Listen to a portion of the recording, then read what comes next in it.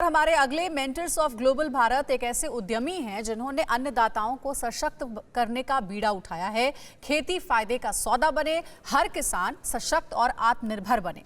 इसी सोच के साथ ये लाखों किसानों के जीवन में सकारात्मक बदलाव ला रहे हैं। आइए आपको उनसे मिलवाते हैं।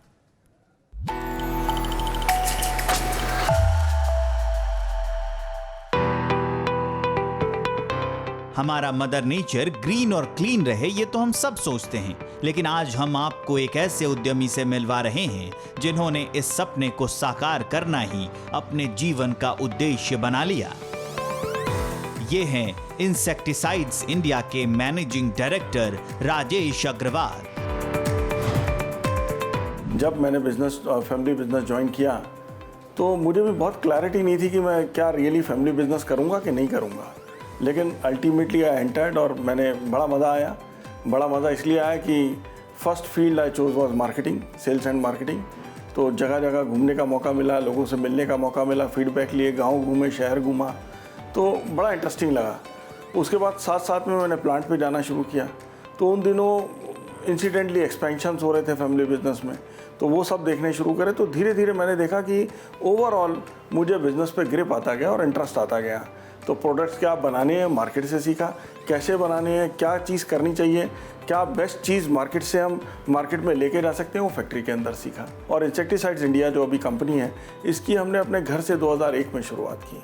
तो बिल्कुल स्क्रैच से अपने ड्राइंग रूम से इस बिज़नेस को हमने शुरू किया था। इंसेक्टिसाइड्स इंडिया देश की बड़ी कृषि रसायन बनाने वाली कंपनी है। ये company insecticide, herbicide, fungicide, surfactant जैसे 100 से ज्यादा फॉर्मुलेशन प्रोडक्ट्स और 15 टेक्निकल प्रोडक्ट्स बनाती हैं और इनका साम्राज्य कई देशों में फैला हुआ है।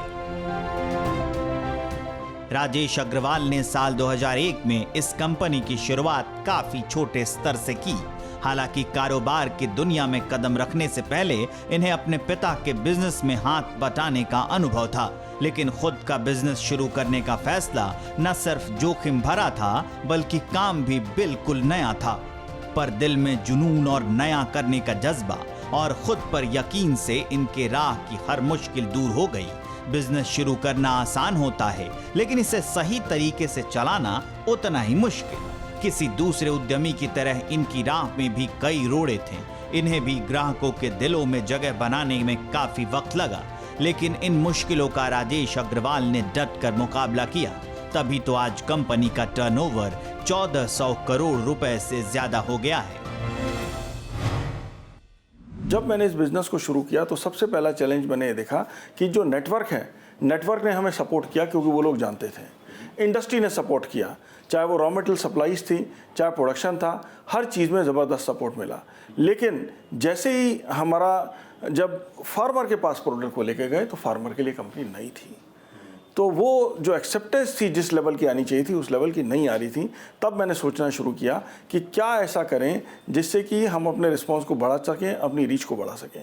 तब उसको बात को ध्यान में रखते हुए मुझे ऐसा ख्याल आया कि जो कुछ पॉपुलर ब्रांड्स हैं मार्केट में या पुराने टाइम के पॉपुलर ब्रांड्स थे, अगर उनको रीलॉन्च किया जाए तो कहीं ना कहीं मार्केट के अंदर रिकॉग्निशन बेटर मिलेगा। तब हमने सबसे पहले ये देखा कि कौन से ऐसे इंडियन कंपनीज़ हैं जिनके ब्रांड्स अवेलेबल हो सकते हैं, जो कि अपने टाइम के लीडर्स थे लेकिन मार्केट में कुछ समय से नहीं आ रहे हैं, उसको रीलॉन्च कर सकते हैं। तो उससे कंपनी को एक पहचान मिली, एक रीच मिली मार्केट के अंदर जाने की, और उसके साथ साथ हमने और भी नए नए प्रोडक्ट्स, अपने ब्रांड्स एक्सपैंड करके मार्केट के अंदर देने शुरू कर दिए। हमारे देश में किसानों के सामने उन्नत तकनीक का अभाव और खेती में बढ़ती लागत को कम करना एक बड़ी चुनौती है। किसानों के लिए खेती फायदे का सौदा बने, इसलिए राजेश अग्रवाल ने कई नई पहल की। इन्होंने innovation, technology, research and development पर खूब जोर दिया, जिससे किसानों को काफी फायदा मिला। इनके प्रोडक्ट्स किफायती तो थे ही, पैदावार भी अच्छी होने लगी। इतना ही नहीं, हमारे अन्नदाताओं को दुनिया की सबसे उन्नत तकनीक मिल सके, इसलिए राजेश अग्रवाल ने दुनिया की कई बड़ी कंपनियों के साथ समझौता किया। हमारा जो कस्टमर है, जो किसान है, वो खेत में काम कर रहा है। खाना एक एसेंशियल कमोडिटी है और फूड प्रोडक्शन तो होना ही है, तो इसलिए हमें प्रोडक्शन तो करना ही था। तो जैसे भी जितना भी अरेंज कर पाए, क्योंकि मैन पावर की क्राइसिस थी, जो लोअर लेवल पे जो मैन पावर होती है, जो लेबरर आप बोलते हैं, वो लोग ऑलरेडी शहर छोड़ के अपने गाँवों की तरफ पलायन कर चुके थे। तो बहुत मुश्किल था उस सर्कमस्टांसिस में चीज़ों को करना, लेकिन फिर भी मोटिवेट करते रहे, काम पे लगे रहे। किसी भी बिज़नेस को सक्सेस करने के लिए इनोवेशन सबसे इम्पॉर्टेंट चीज़ है। Innovation with technology. आज आपको प्रोसेसेस के साथ खेलना पड़ता है, आज आपको पीपल के साथ खेलना पड़ता है और टेक्नोलॉजी के साथ। ये तीनों एक बेसिक किसी भी बिज़नेस को चलाने के लिए बहुत इम्पॉर्टेंट रोल प्ले करते हैं। तो हमने लगातार SAP की डिफरेंट चीज़ों को अडॉप्ट किया है, उसके साथ ग्रो किया है। मैं समझता हूँ कि बहुत इम्पॉर्टेंट इन्होंने भी हमारी जर्नी में पार्टिसिपेट किया है, लेकिन मैं समझता हूँ हर तरफ टेक्नोलॉजी की बहुत ज़्यादा इंपॉर्टेंस है। We as a company we believe on innovation, we believe in R&D। अगर मैं नई टेक्नोलॉजी के प्रोडक्ट्स को भी लेके जाऊँ और सही दाम पर लेके जाऊँ, आम किसान की रीच में लेके जाऊँगा, तो ज़्यादा फायदा होगा। उस बात को ध्यान में रखते हुए अपने R&D सेंटर्स की भी हमने शुरुआत की। पिछले कुछ साल में केंद्र सरकार ने कंपनियों को लोकल टू ग्लोबल बनने पर काफी जोर दिया है, जिसका मकसद है भारत की कंपनियां विदेश में अपने प्रोडक्ट्स एक्सपोर्ट कर सकें। एग्रो केमिकल मैन्युफैक्चरिंग में दुनिया भर में अपार संभावनाएं हैं। राजेश अग्रवाल ने इस अवसर का लाभ उठाते हुए पिछले 5 साल में दुनिया के कई बाजारों में भी अपना कदम बढ़ाया है और एक ग्लोबल मार्केट प्लेयर बनने की राह पर आगे बढ़ रहे हैं।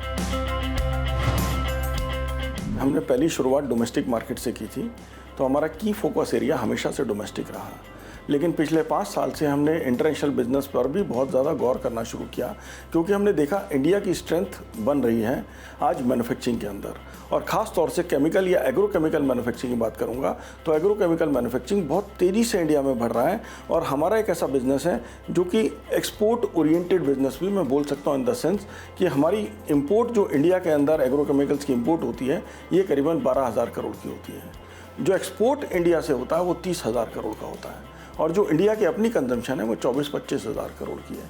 यानी हमारा बिजनेस टुवर्ड्स एक्सपोर्ट जा रहा है, लेकिन जो 30,000 करोड़ का एक्सपोर्ट हुआ है लास्ट ईयर, उस 30,000 को अगले 3 से 4 साल में 60,000 करोड़ पे ले जाया जा सकता है। किसानों की आय दोगुनी करने और आत्मनिर्भर भारत का सपना साकार करने में राजेश अग्रवाल भी अपना योगदान दे रहे हैं। इसके लिए इन्होंने इनोवेशन और तकनीक पर काफी जोर दिया है और मैन्युफैक्चरिंग बढ़ाकर इस सपने को हकीकत में बदलने के लिए सरकार की मदद कर रहे हैं। तो आज हम जब अपने मिनिस्ट्री से मिलते हैं, कहीं भी बात भी करते हैं गवर्नमेंट डिपार्टमेंट से, तो उसको परस्यू करते हैं कि इनको इंडियन मैन्युफैक्चरिंग को स्ट्रेंथन करना चाहिए, इंडियन इनोवेशन को सपोर्ट करना चाहिए, क्योंकि कहीं ना कहीं हमारे देश में ऐसा हो नहीं रहा था इससे पहले।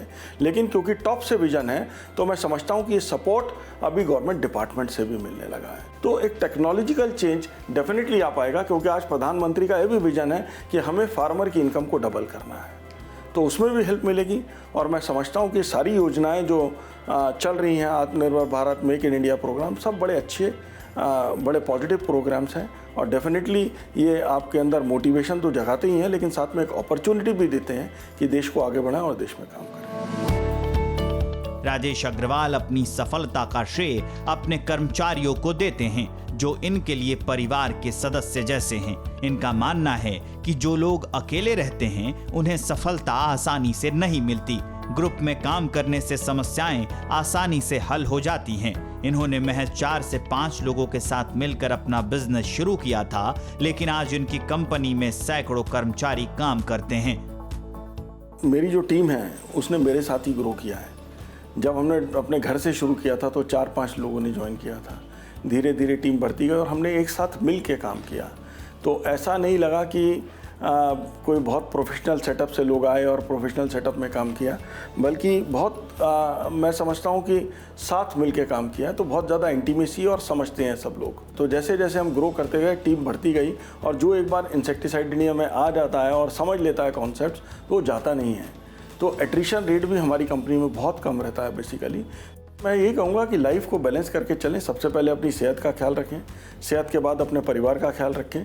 तो जैसा व्यवहार आप उनके साथ करेंगे, जो उनको दिखाएंगे, वो सीखेंगे। और डेफिनेटली आपको जीवन में दोस्त भी चाहिए, संगी भी चाहिए, क्योंकि खाली बिजनेस से सब कुछ हो नहीं सकता, या जो काम कर सकते हैं उससे हो नहीं सकता। रिलेशनशिप चाहिए। तो हर जगह अगर आप पर्सनल टच देकर रिलेशनशिप्स के साथ काम करेंगे तो डेफिनेटली सक्सेस आएगा। कोई नहीं जानता था कि महज कुछ लोगों के साथ शुरू की गई एक छोटी सी शुरुआत आने वाले समय में एक बड़े कारोबारी साम्राज्य में बदल जाएगी। राजेश अग्रवाल आज न सिर्फ देश के किसानों की जिंदगी में बदलाव ला रहे हैं, बल्कि एक देश के दूसरे उद्यमियों के लिए भी प्रेरणा स्रोत बन गए हैं। अगर आप भी देश के दिग्गज उद्यमियों से सीखना चाहते हैं कामयाबी के गुर, तो हिस्सा लीजिए TV9 भारतवर्ष और SAP के नए initiative mentor of global Bharat में। रजिस्टर करें www.growthmattersforum.com पर। परवाह देश की, सोमवार से शुक्रवार रात 10 बजे TV9 भारतवर्ष पर।